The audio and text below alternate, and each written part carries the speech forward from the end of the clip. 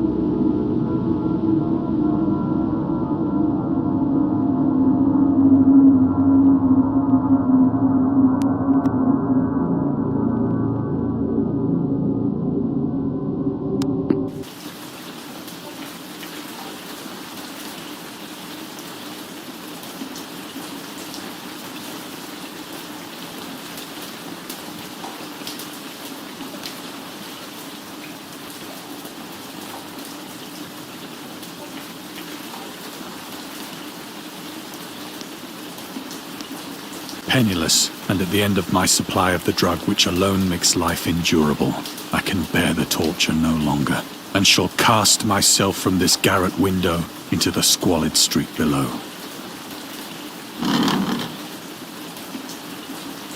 Do not think from my slavery to morphine that I am a weakling or a degenerate. When you have read these hastily scrawled pages, you may guess, though never fully realize, why it is that I must have forgetfulness or death.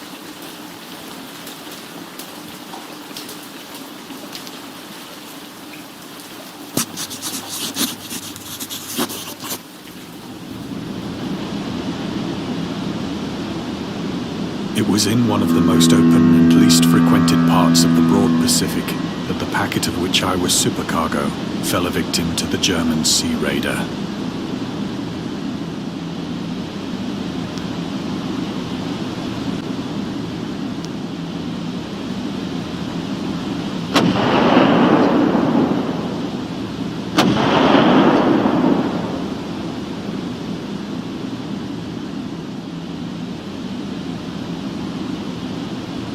The Great War was then at its very beginning, and the ocean forces of the Hun had not completely sunk to their later degradation.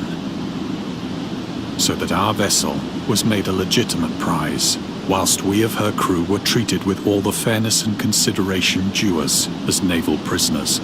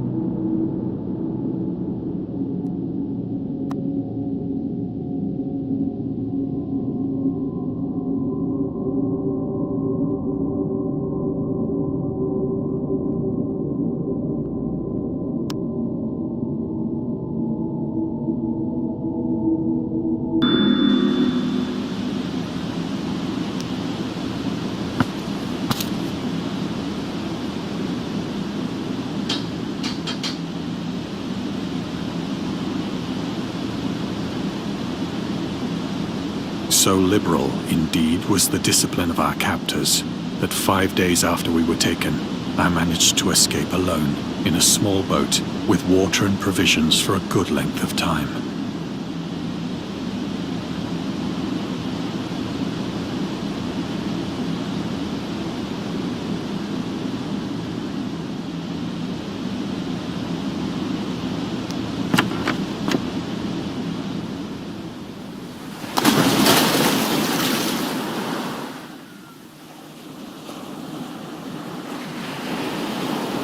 When I finally found myself adrift and free, I had but little idea of my surroundings. Never a competent navigator, I could only guess vaguely by the sun and stars that I was somewhat south of the equator. Of the longitude, I knew nothing, and no island or coastline was in sight.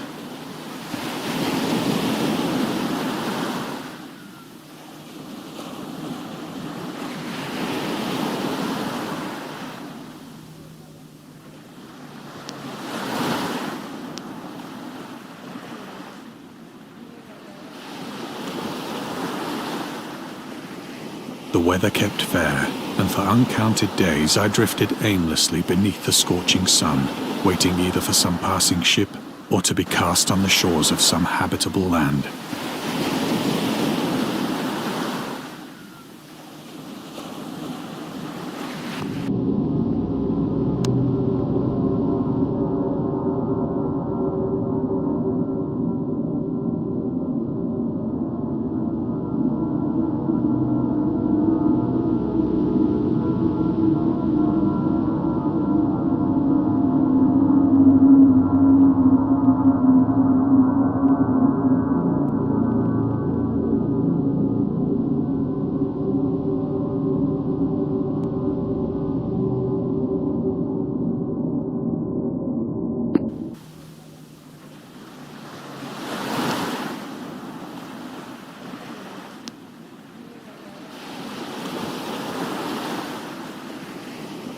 But neither ship nor land appeared, and I began to despair in my solitude upon the heaving vastness of unbroken blue.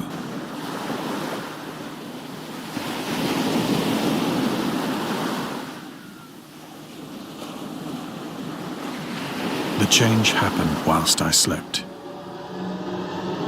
Its details I shall never know. For my slumber, though troubled and dream-infested, was continuous.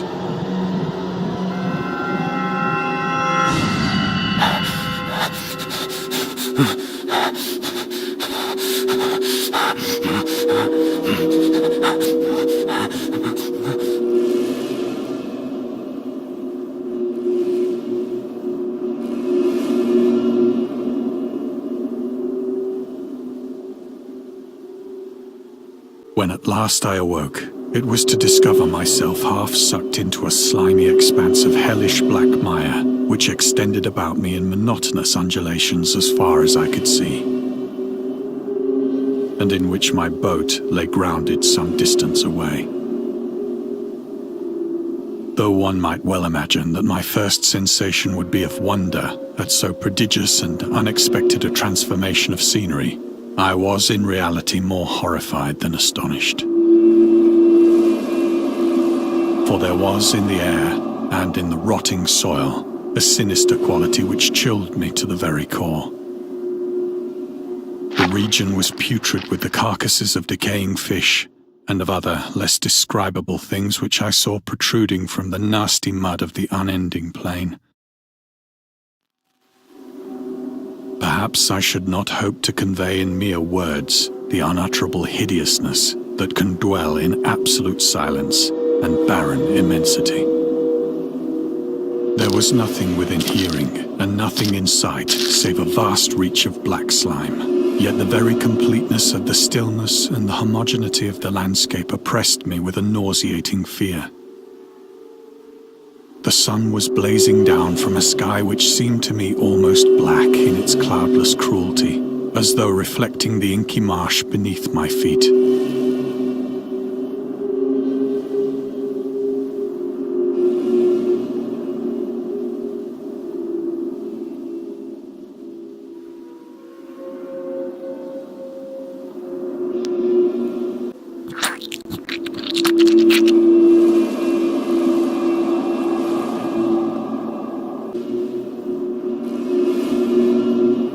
As I crawled into the stranded boat, I realized that only one theory could explain my position. Through some unprecedented volcanic upheaval, a portion of the ocean floor must have been thrown to the surface, exposing regions for which innumerable millions of years had lain hidden under unfathomable watery depths. So great was the extent of the new land which had risen beneath me, that I could not detect the faintest noise of the surging ocean, straining my ears as I might. Nor were there any seafowl to prey upon the dead things.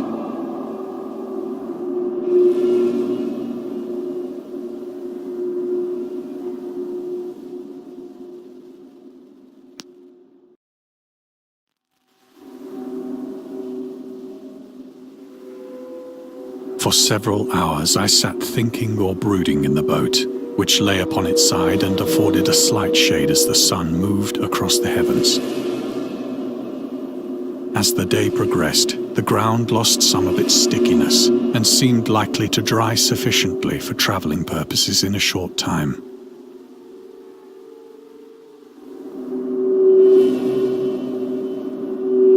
That night I slept but little, and the next day I made for myself a pack containing food and water, preparatory to an overland journey in search of the vanished sea and possible rescue.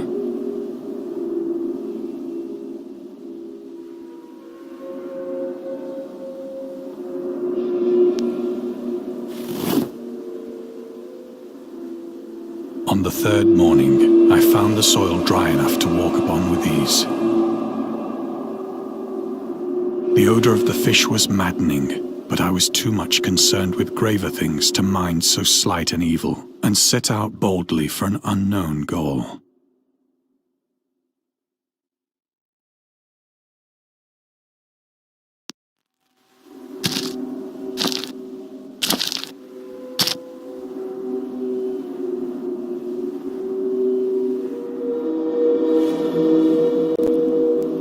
All day I forged steadily westward, guided by a faraway hummock which rose higher than any other elevation on the rolling desert.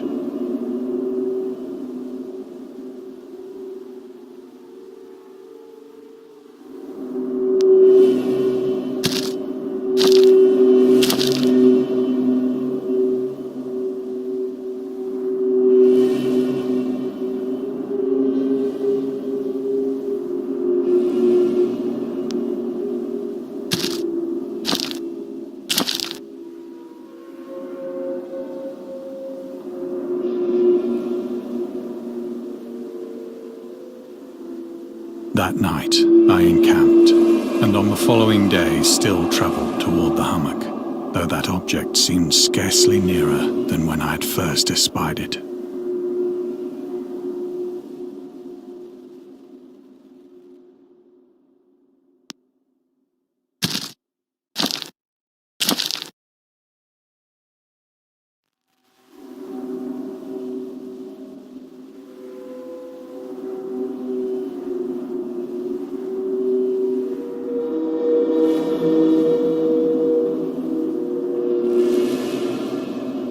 By the fourth evening, I attained the base of the mound, which turned out to be much higher than it had appeared from a distance. An intervening valley setting it out in sharper relief from the general surface.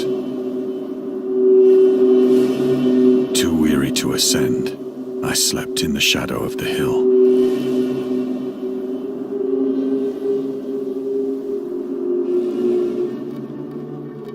I know not why my dreams were so wild that night.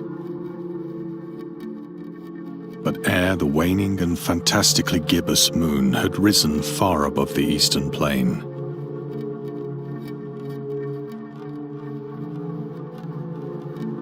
I was awake in a cold perspiration, determined to sleep no more. Such visions as I had experienced were too much for me to endure again. And in the glow of the moon I saw how unwise I had been to travel by day. Without the glare of the parching sun, my journey would have cost me less energy.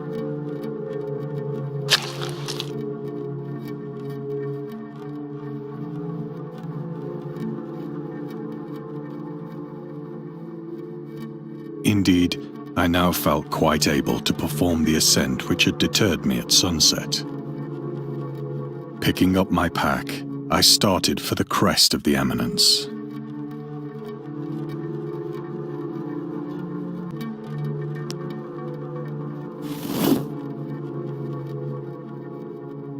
have said that the unbroken monotony of the rolling plain was a source of vague horror to me.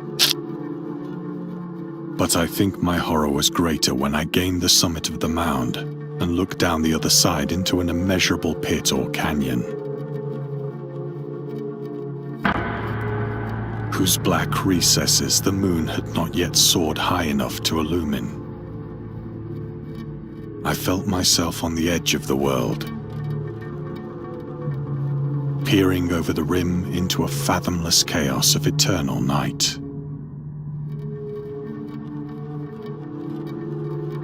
Through my terror ran curious reminiscences of Paradise Lost, and of Satan's hideous climb through the unfashioned realms of darkness.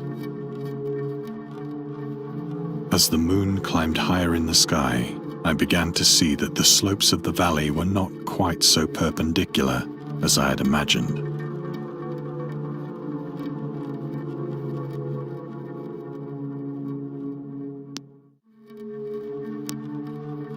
Ledges and outcroppings of rock afforded fairly easy footholds for a descent.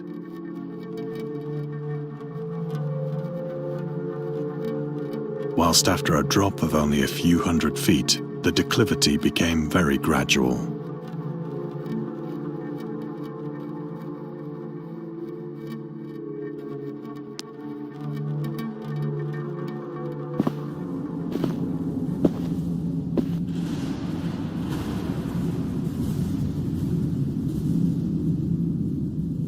Urged on by an impulse which I cannot definitely analyze, I scrambled with difficulty down the rocks and stood on the gentler slope beneath, gazing into the Stygian deeps, where no light had yet penetrated. All at once, my attention was captured by a vast and singular object on the opposite slope, which rose steeply about 100 yards ahead of me. An object that gleamed whitely in the newly bestowed rays of the ascending moon.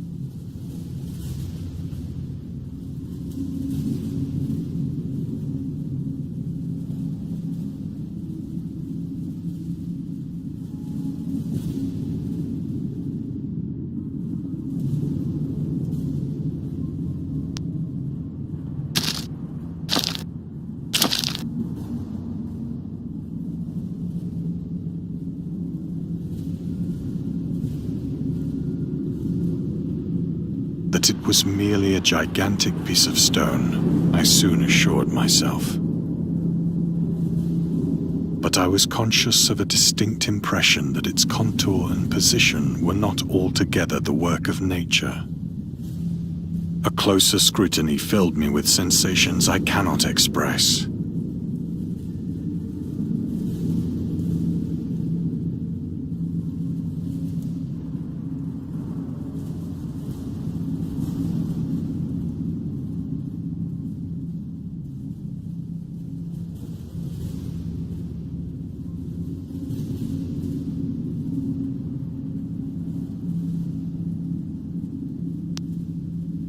For despite its enormous magnitude and its position in an abyss which had yawned at the bottom of the sea since the world was young,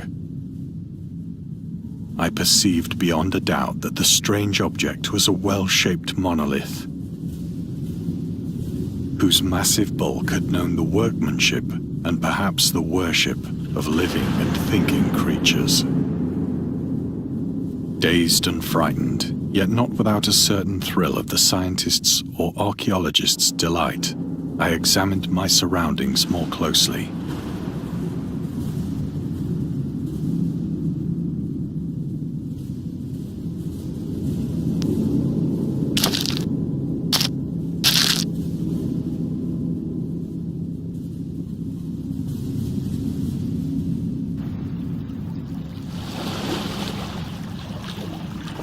The moon, now near the zenith, shone weirdly and vividly above the towering steeps that hemmed in the chasm.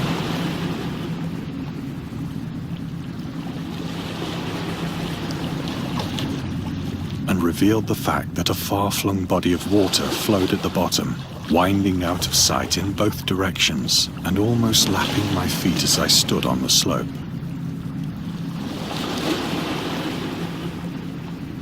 Across the chasm, the wavelets washed the base of the Cyclopean monolith, on whose surface I could now trace both inscriptions and crude sculptures.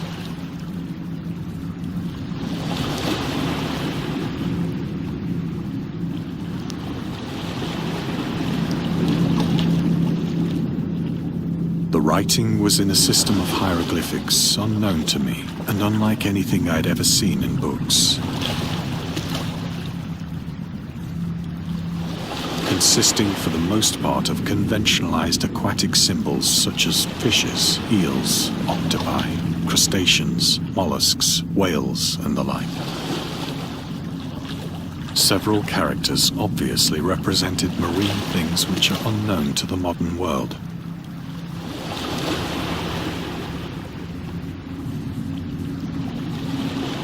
But whose decomposing forms I had observed on the ocean-risen plain.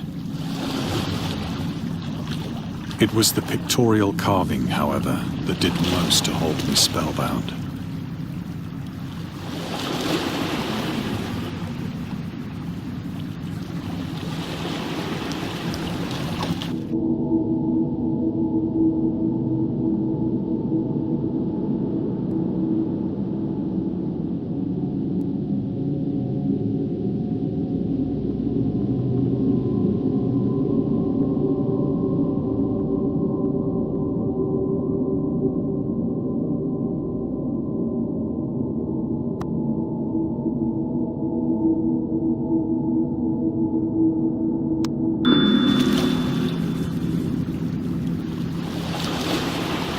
Plainly visible across the intervening water on account of their enormous size were an array of bas-reliefs whose subjects would have excited the envy of a Doré.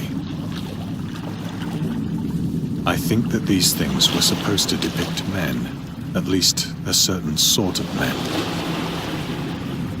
though the creatures were shown disporting like fishes in the waters of some marine grotto, or paying homage at some monolithic shrine which appeared to be under the waves as well. Of their faces and forms I dare not speak in detail, for the mere remembrance makes me grow faint. Grotesque beyond the imagination of a Poe or a Bulwer.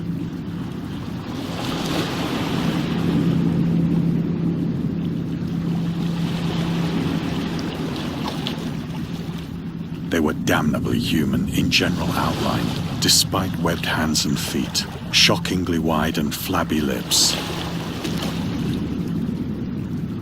glassy, bulging eyes, and other features less pleasant to recall. Curiously enough, they seem to have been chiseled badly out of proportion with their scenic background. For one of the creatures was shown in the act of killing a whale, represented as but little larger than himself.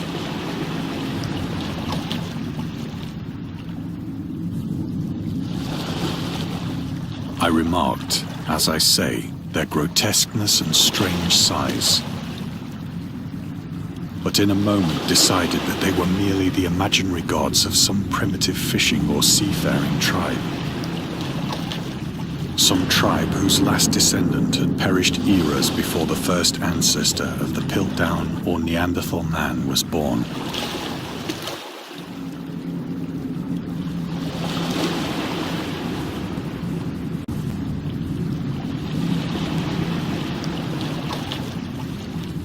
Awestruck at this unexpected glimpse into a past beyond the conception of the most daring anthropologist, I stood musing whilst the moon cast queer reflections on the silent channel before me. Then, suddenly, I saw it. With only a slight churning to mark its rise to the surface, the thing slid into view above the dark waters.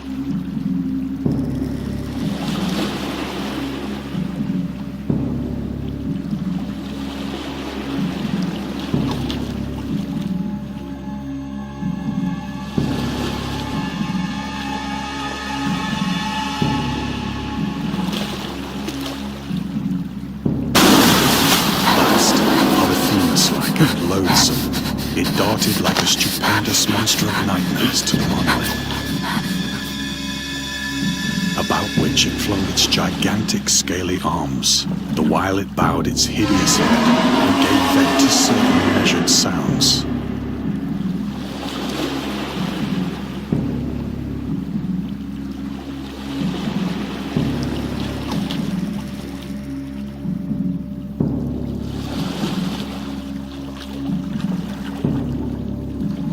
I went mad then.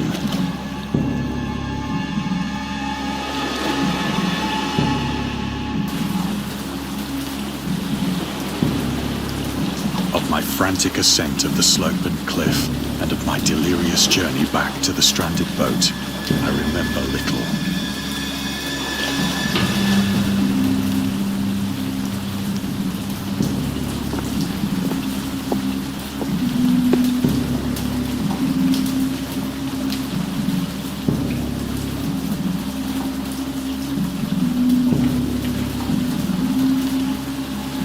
I believe I sang a great deal and laughed oddly when I was unable to sing.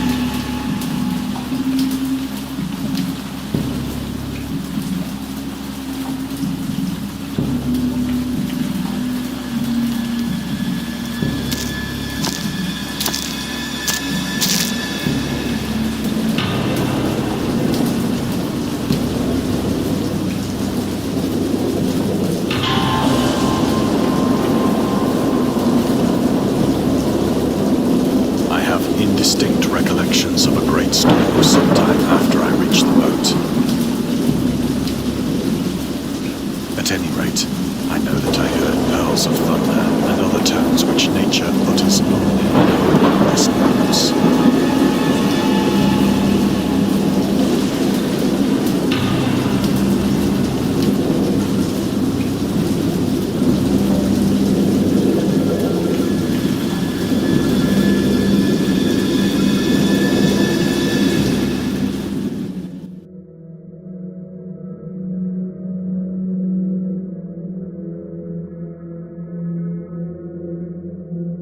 When I came out of the shadows, I was in a San Francisco hospital. Brought thither by the captain of the American ship which had picked up my boat in mid-ocean. In my delirium, I had said much, but found that my words had been given scant attention.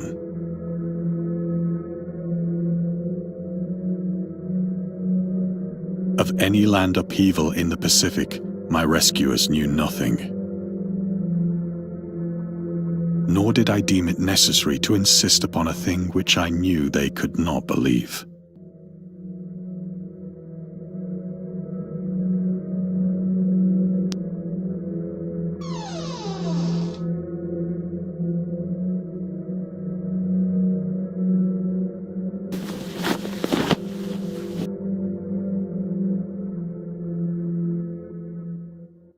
Once I sought out a celebrated ethnologist and amused him with peculiar questions regarding the ancient Philistine legend of Dagon, the fish god.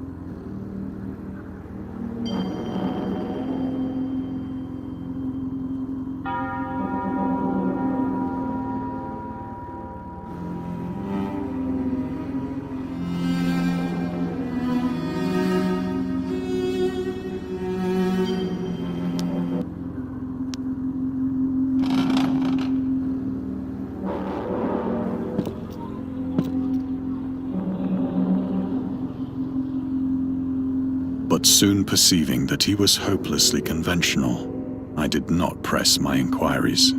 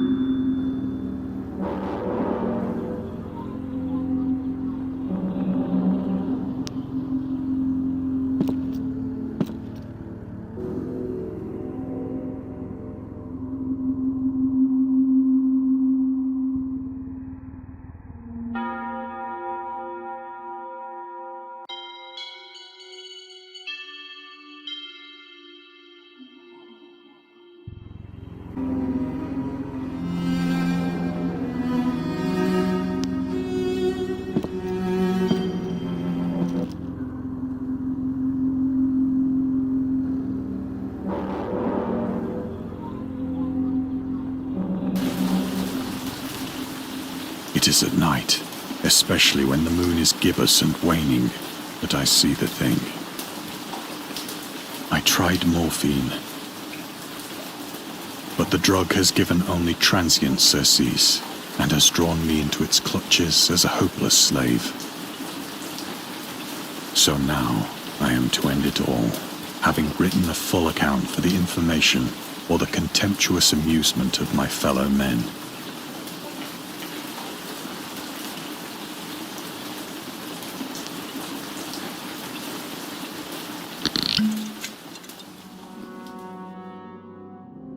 Often, I ask myself if it could not all have been a pure phantasm.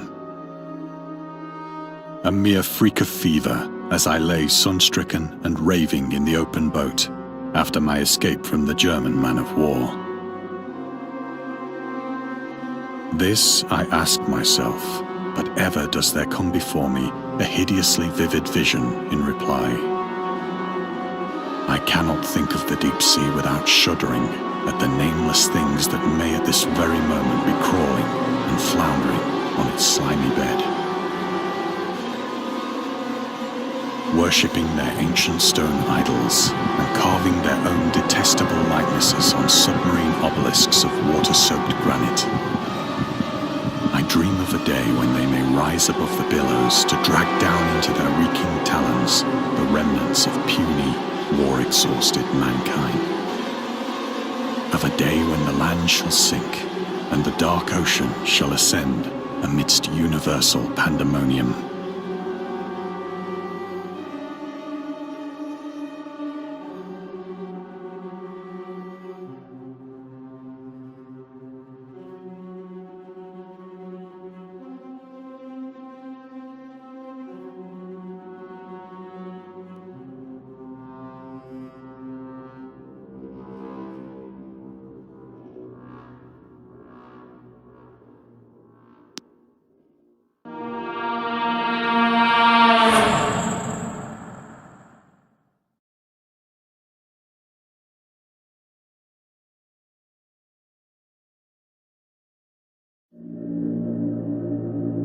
The end is near.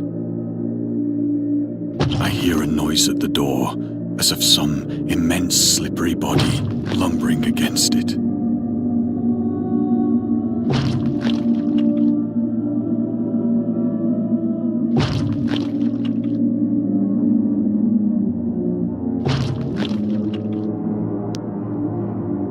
It shall not find me.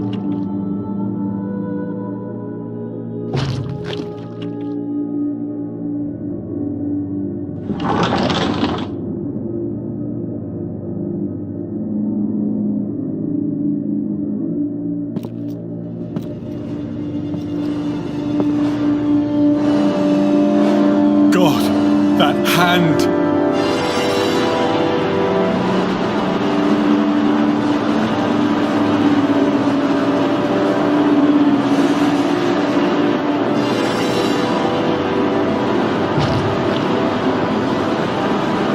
window! The window!